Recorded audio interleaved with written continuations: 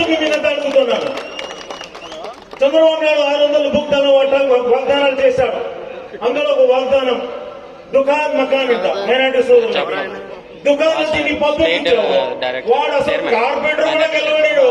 అట్లా మాదికి వచ్చి ఎమ్మెల్సీగా చేసి మినిస్టర్ చేసిన ఈయన చేసిన ఏమిటంటే ఇదే చంద్రబాబు నాయుడు అని చెప్పి గట్టిగా చెప్తున్నాను.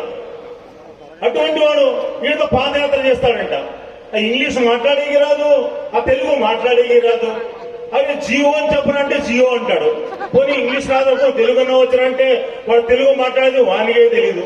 అట్లా వాడంట ఏదో కళ్ళు కట్టాను నేను సీఎం అయిపోతాను సీఎం కాదు ఈసారి నిలబడుతున్న కార్పొరేటర్ కూడా గెలవని చెప్పి గట్టిగా తెలుపుతున్నాను. దీన్ని ముఖ్యంగా ఒక మాట ఇంకోండి, ఇక్కడ ప్యాకేజ్ స్టార్ ఆయన అంటాడు జగన్ ఎవరు నువ్వు అంట.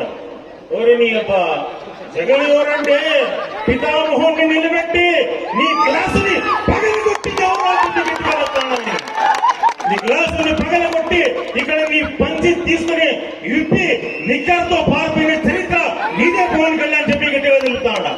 నువ్వు మాకు చెప్తాను నువ్వు సరే పవన్ ఎవరు జగన్ అంట. జగన్ మీ ముత్తాతర జగన్ ఏమనుకుంటావు నువ్వు? 2 చోట్ల నిలబడ్డాడు.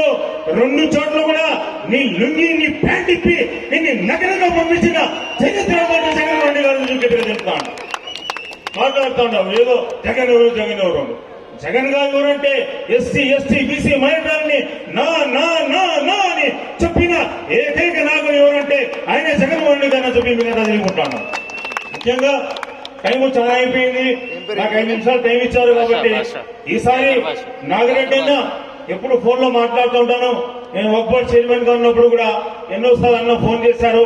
ఈసారి అఖండ మెజారిటీతో 10,000 కాదు, ఇక్కడ కులం మొత్తం ప్రాతిపదిక కాకుండా అభివృద్ధి ప్రాతిపదికంగా మన నాగిరెడ్డిలను అఖండ మెజారిటీతో గెలిపిస్తానని కోరుకుంటూ శుక్రియా జజాకల్లా అల్లా.